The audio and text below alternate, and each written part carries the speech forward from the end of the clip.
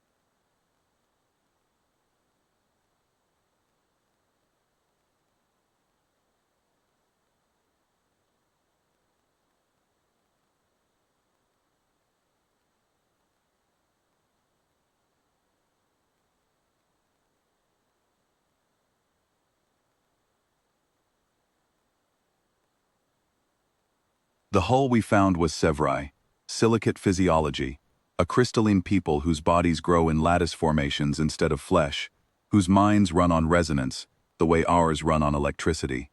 I'd read about them in passing, quiet, composed. A culture built, generations back, around a discipline they call the stillness, the deliberate dampening of emotional resonance, so that grief, fear, and pain never disturb the lattice enough to crack it. To a HFY, falling apart is not a metaphor. It is geology. Their station was a derelict medical deck, half-sheared from whatever vessel it had once served, tumbling slow through the drift with one cracked dome still catching daylight from the system's pale star. Inside, when we cut our way through the ruptured airlock, we found 11 HFY arranged with terrible care along the deck's resonance beds, wounded, starving on stored light, broadcasting a distress call so deliberately flattened by their own discipline that every relay station in range had logged it and moved on. Background noise. Nothing urgent, nothing to answer. Their first resonant. The matriarch crystal, easily 3 meters of pale violet lattice grown into something like a seated, watchful shape, was conscious when I knelt beside her, though her structure had gone dim along half its facets, the way a coal goes dark at the edges before it dies. She regarded me the way I imagine stone regards weather, patient, expecting nothing, prepared to simply wait out whatever I turned out to be. "You should not be here," she said, through the translation lattice woven into her base. Her voice came out level, almost serene, the stillness, even now. Our signal was composed. Composed signals are not meant to be heard as urgent. It wasn't composed all the way down, I told her. There was a tremor underneath it. We followed the tremor. Something in her facets shifted, not quite surprise, something closer to the recalculation of a long-held assumption. We worked through what we later clocked as 19 hours straight.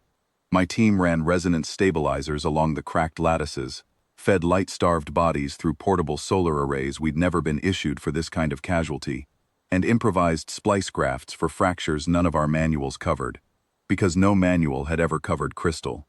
I lost one patient 2 hours in, a younger HFY whose lattice had simply run out of structure to hold, and I will tell you honestly that it gutted me in a way I did not expect a stranger made of stone to be able to gut me.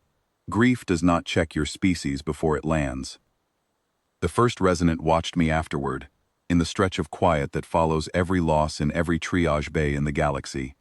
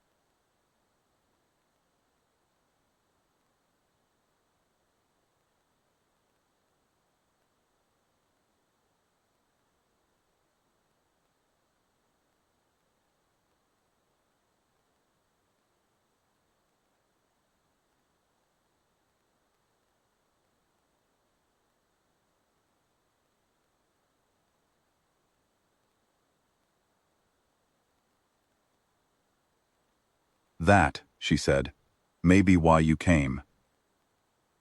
Somewhere in the 11th hour, while I was bracing a fracture along the first resonance lower lattice, she asked me a question I hadn't expected. Why do your people still feel anything at all? She said. Surely by now you have the technology to remove it, the way we learned to dampen ours. Pain serves no engineering purpose. Grief slows a hand at the worst possible moment.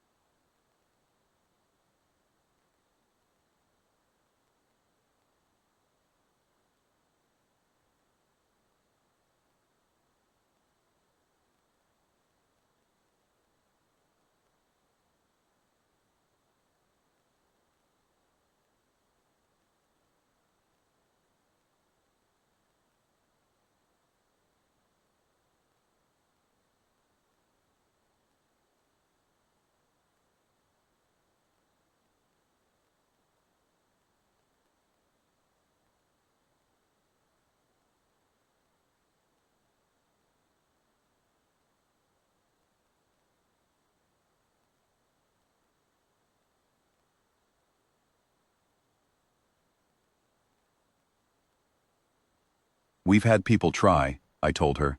Take the edges off the bad feelings. Smooth it all down to something manageable. Every time, they lose something they didn't mean to lose along with it. Turns out the thing that makes you flinch at someone else's pain is the same thing that makes you run toward it. You can't keep one and cut the other away clean. We tried it a few different ways. We stopped trying. She considered that the way her people consider most things, slowly, completely, the lattice along her uninjured side shifting in faint patterns I couldn't read yet. Then your flinching, she said, is the reason you are kneeling in our wreck at this hour, when no one else came.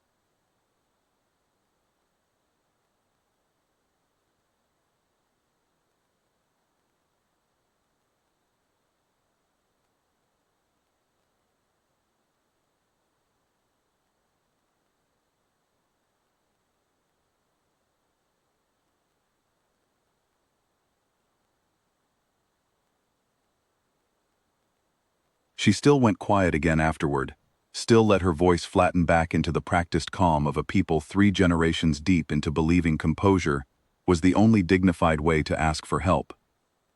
But something in how she watched my hands while I worked had changed. She'd stopped expecting me to stop. Outside, my second medic was running a tally none of us wanted to say aloud yet. Power reserves on the deck's last array, dropping faster than the remaining bodies could be stabilized. We were going to run out of light before we ran out of patience, and no faster ship was inside 3 days' burn. I made the call to keep working at full pace, rather than triage by who looked likely to last. The first resonant, half-conscious, caught that decision through the resonance in my own hands, and didn't ask me to justify it. I think she understood it better than I could have explained it. By the second day, the rest of the rescue wing had caught up to us. Not because anyone above me had ordered an escalation, but because our captain had quietly rerouted 2 supply haulers and a second medical frigate the moment she heard the words, 11 survivors, structural failure, no other response logged. Nobody asked her to scale it up. She scaled it up because the alternative was leaving 11 people to finish dying composed and unheard, and that was never going to happen on her watch. When the hauler's lights swept the cracked dome, the surviving Sevres turned toward them in near unison, a slow, rippling motion across 10 different bodies, the closest thing to gasping that lattice can manage. I watched the first resonance dimmed facets catch that new light and flare, just slightly, back toward color. "You sent more than medics," she said. "We sent what 11 people needed to actually make it home," I said. "Not what your signal asked for. What you needed." She was quiet a long moment, processing that the way her people process most things. Slowly, completely, without performance. "Our culture teaches that composure is dignity," she finally said, "that a request, properly made, asks for exactly enough and no more. We have made very correct, very dignified requests to dying for 3 generations, and the corridors of the drift have honored that correctness by leaving us to it. You don't have to be correct with us," I told her. "You just have to be alive."